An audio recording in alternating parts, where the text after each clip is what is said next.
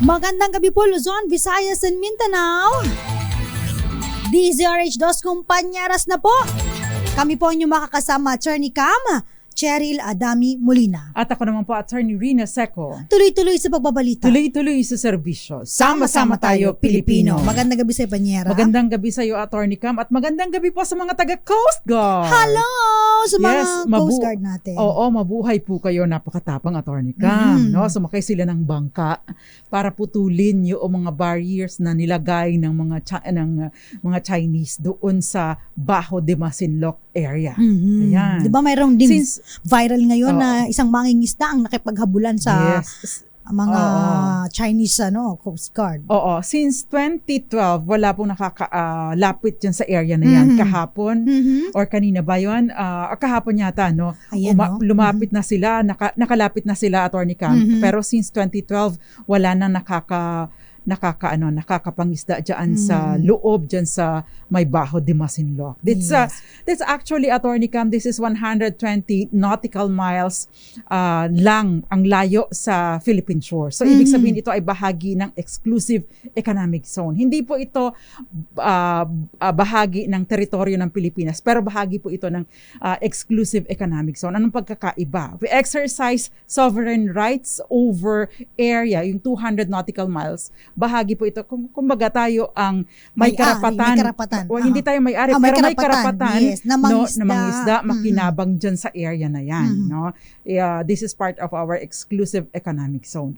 Yung sinabi nating sovereignty, we have sovereignty over yung sa ating mga pagmamay-ari doon sa 20 nautical, tama ba ako? 20 or 12 nautical miles from the shore. Yon, ito yung ito naman yung tinatawag nating bahagi ng ating teritoryo, Attorney Cam. Yes, kaya naman medyo matagal-tagal na ritong hidwaan diyan sa West Philippine Sea. At congratulations sa ating mga taga-Coast Guard, Attorney Cam. May naka-standby ba, Miss Okay, ayan. Ito, meron muna tayong flash report. Flash report. Flash report! Office of Transportation Security sa NAIA, Chief Aplasca, nag-resign. Ang kabuuang detalye mula kay Miss Let Narciso. Miss Let? Nagsubite ng courtesy resignation kay Pangulong Ferdinand Marcos Jr. si Office of Transportation o Office for Transportation Security Administrator Mau Aplasca. Sa liham kay Pangulong Marcos, sinabi ni Aplasca na ang kanyang desisyon ay kasunod na rin ang pahayag ni Speaker Martin Romualdez na personal itong haharangin ng approval ng budget ng OTS at Department of Transportation. Ayon kay Aplasca, ayaw niyang sanang isakripisyo ang kanyang organisasyon, pero ito ay niya ang nakikita niyang mainam na gawin.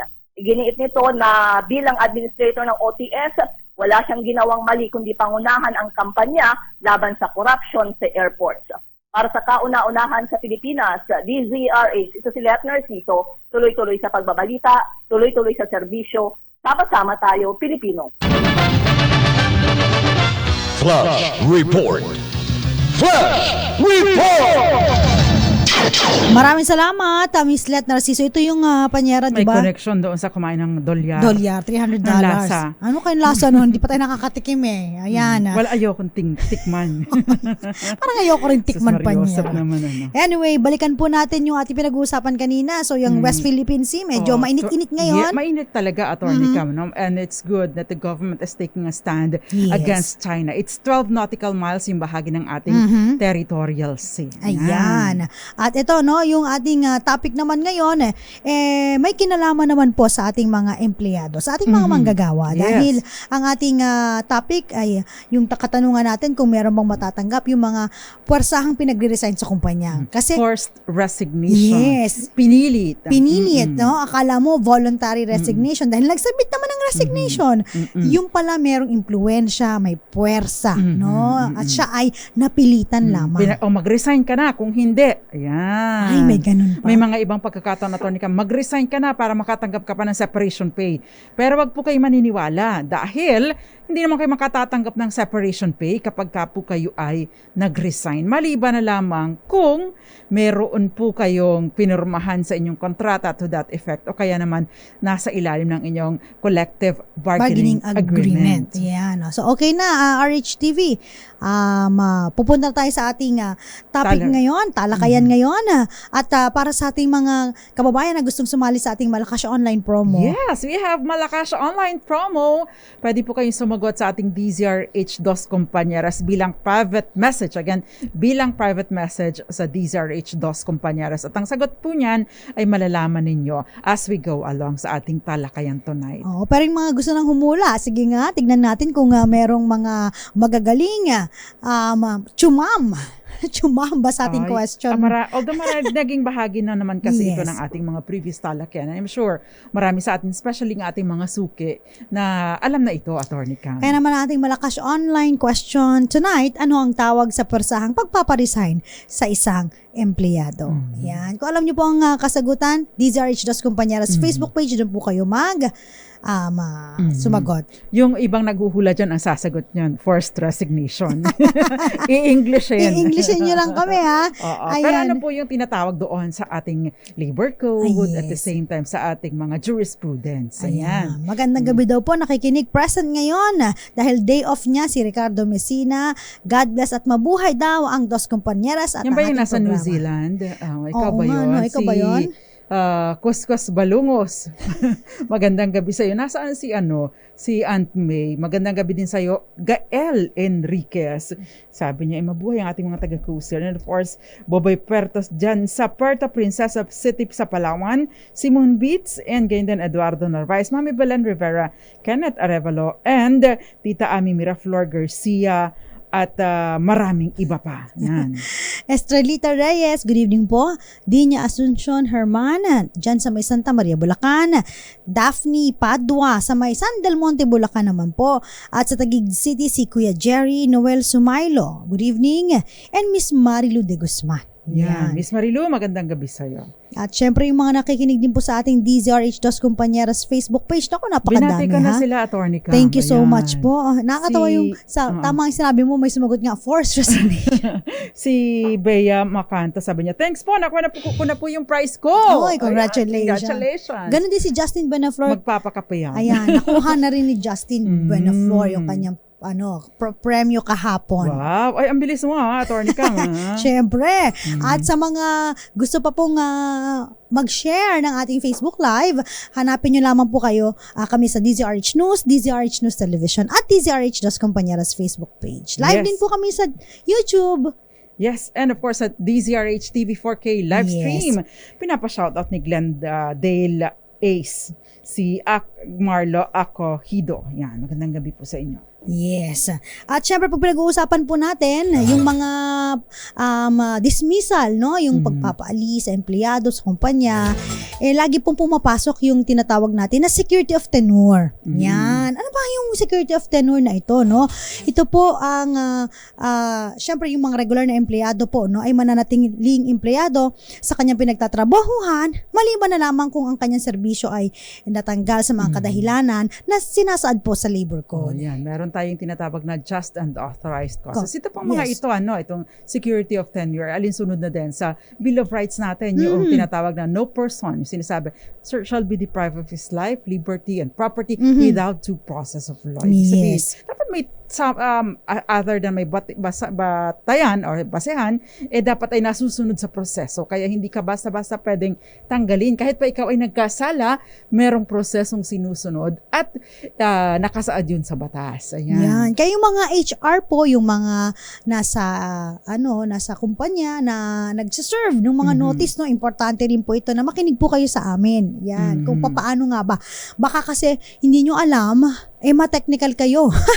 'Di ba? Dahil hindi tama ang inyong procedural due process. Yes, oo. Meron po kasing Tinatawag nakasaad, na, merong tinatawag na twin notice Yes. requirement. Ibig sabihin, meron kang notice to explain. At ang sinasabi dati, Attorney Cam, within 24 hours or within 48 hours sa ngayon po, no, ang nire-require dapat ay 5 araw, no, na palugit para makapag-submit ng kanyang explanation. Yun. Doon sa notice to explain mo, nakasaad na din doon na mag-i-schedule kayo ng investigation and libre itong empleyado na ito na iniimbestigahan na magdala ng kanyang abogado kung nanaisin niya. Yan. At ang failure or hindi pagdalo doon or pag hindi pagsumite or pag-submit na ang kanyang explanation at hindi pagdalo doon sa scheduled investigation ay deemed waiver kasi ang sinasabi lang naman ng batas, mabigyan ka ng pagkakataon, no?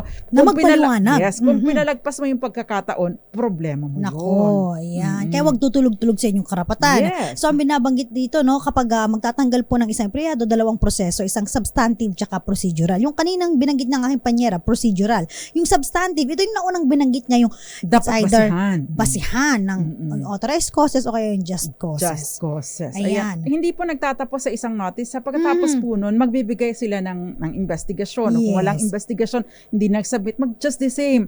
Based on the evidence adduced, no?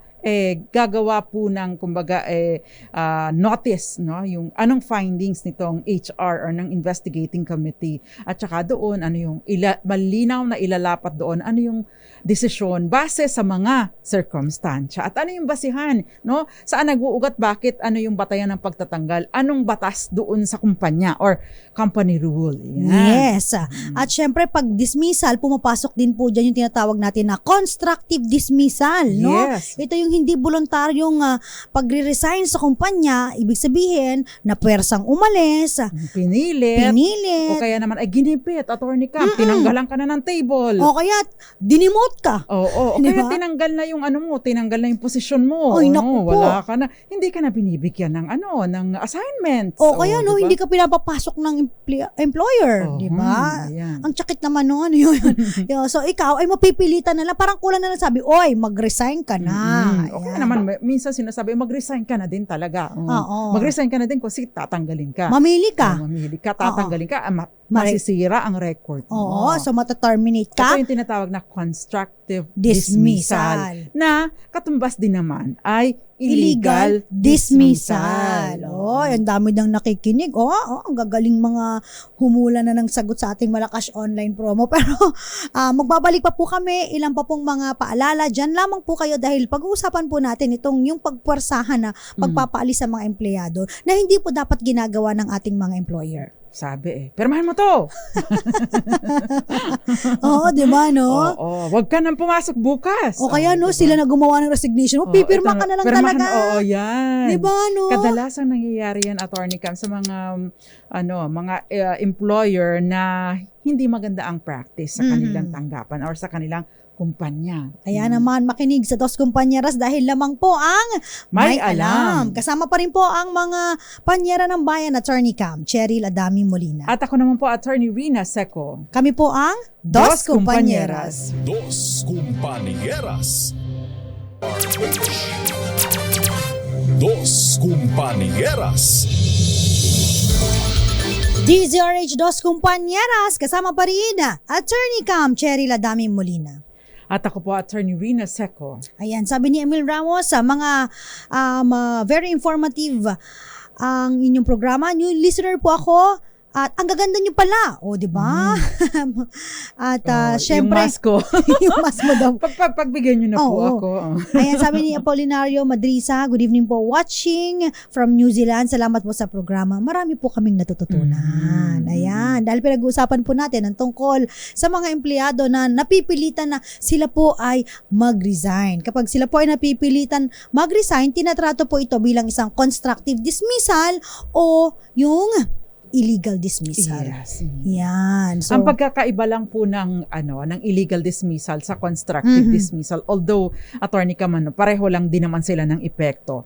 Pero sa constructive dismissal po, hindi garapalan yung pagtatanggal. Oo, kumbaga tinatago in disguise. Oo, in disguise. So, pwedeng forced resignation, pinapirma ka. O, ready na, o pirmahan mo na lang. Ayan.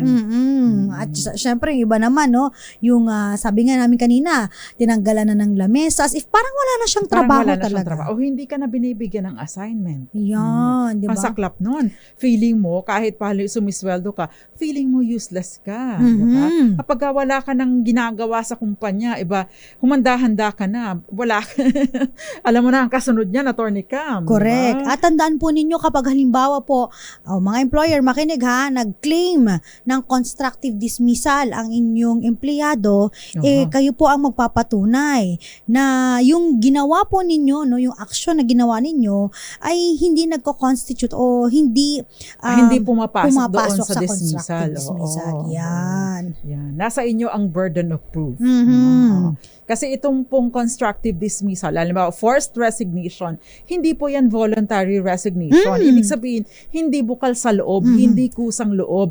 Merong factors, no, inside the company, the corporation, the workplace na nag-udyok sa kanya or pumilit sa kanya na mag-resign. Oo. So it's either kahit siya pa yung gumawa, basta napilitan siya, forced resignation. O kaya naman, binigyan siya ng papel, nakalagay na yung resignation, pumirma na lang siya. Pirma ka na lang. Maraming nangyayaring ganyan, Attorney Cam. Tsaka yung ang kabado kasi, Panyera, yun yung sinasabi natin na termination o resignation. Oo. Diba? Kung ikaw pipiliin mo talaga, sige, mag-resign na lang po ako baka kaysa ma-terminate kasi po pag ako. termination, usually lalabas yan sa record mo or kapag ka nag-investigate yung bago mong ina-applyan, syempre, di ba, nagba-background check, no? Sasabihin, natanggal po yan dito, di ba? Unlike kung nag-resign po yan dito. So, yun yung danger, no? Masisira yung bad record. Oo, at yung reputasyon. Masisira ang yung reputasyon, di ba? Sa halip na malinis, yun yung pangamba, no? Kaya yun nagtitake advantage yung iba, Attorney Cam, ibang employers. Kaya naman, kung halimbawa po kayo po ay puwersahan tinanggal, constructive dismissal or illegal dismissal, meron pong mga remedyo tsaka karapatan, no, na afforded dun sa ating mga na-dismiss na employee due to constructive dismissal. Siyempre, unang-una, meron po kayong karapatan na ma-reinstate. Yes. Without loss of seniority rights. Oo, at saka mga benefits and privileges. Yes. No? Kaya lang kasi ang dyan, kailangan mong dumulog muna sa DOLE. No? Yan. DOLE Regional Office. Yes. No? At kung hindi kayo napag-ayos doon, i-endorse na ito sa NLRC, magsisena muna kayo. Ano yung Sena? Single entry approach. Yes. No? May bayad din ito, Attorney Cam, pero maliit lang. Yan. Tapos doon, susubukin pa din na pag-usapin kayo. No? Baka naman mapagbati kayo. Pag hindi, i-elevate na sa labor arbiter at saka doon, mapaghaharapin muna kayo. Tapos pag sasubmitin kayo ng papel, no? Meron kayong possession paper na kailangang i-submit both parties on the same day. So kung halimbawa, no, napatunayan napatunayan ng employer na yun ay hindi constructive dismissal, again, reinstatement. Voluntary talaga.